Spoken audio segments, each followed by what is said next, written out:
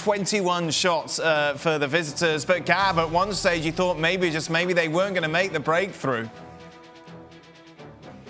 Yeah, I mean, the amazing thing is I watched this game without the crowd noise, and you could hear, Antonio Conte makes the momentous decision, lo and behold, to give Christian Eriksen a shot. And throughout the game, you could hear him shouting, mostly at Eriksen.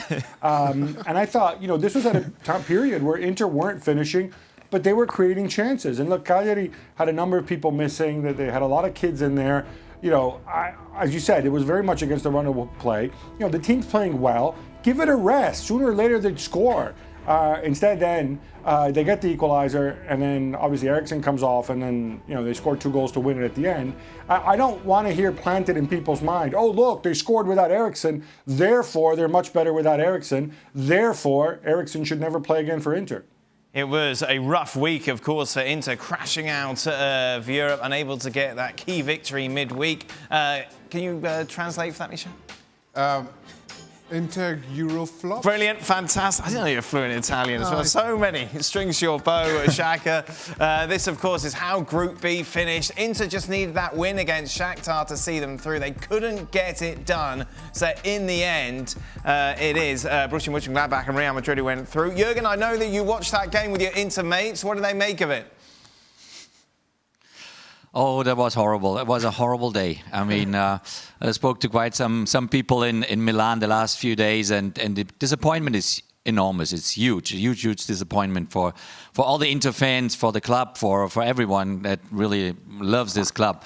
But it is reality, so it was extremely important that they bounce back now in the championship, which they did today. It was hugely important also for Antonio to calm things down. Now, obviously, they have to open the chase on AC Milan. They have to make something happen in the Serie A, and the expectations are very clear for Inter. It's winning the Scudetto at all costs. It's that horrible feeling of déjà vu for Inter fans, isn't it, Matteo? Because yet again, in matchday 6 of the Champions League, they couldn't get it done.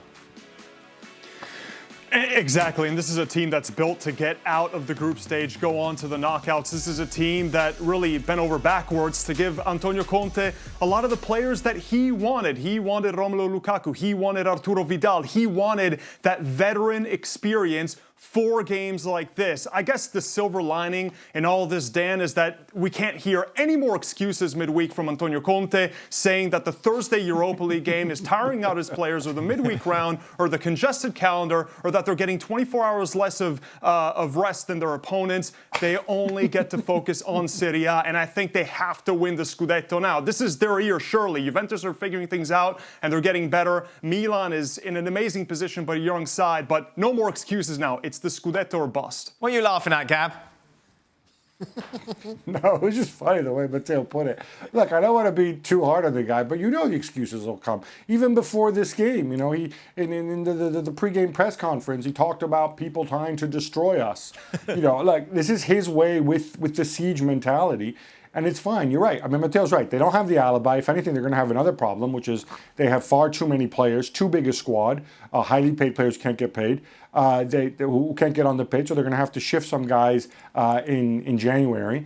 And again, that's going to be a distraction, and it's going to be an issue. And it feels like when Antonio Conte has been successful, oftentimes it's been the team just goes on a run, everything clicks, nobody gets injured.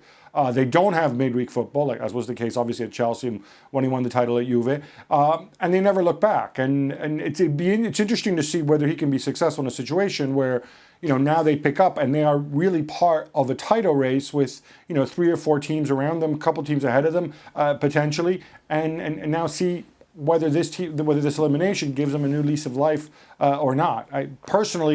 I'm skeptical as of right now. But let's see what happens in January.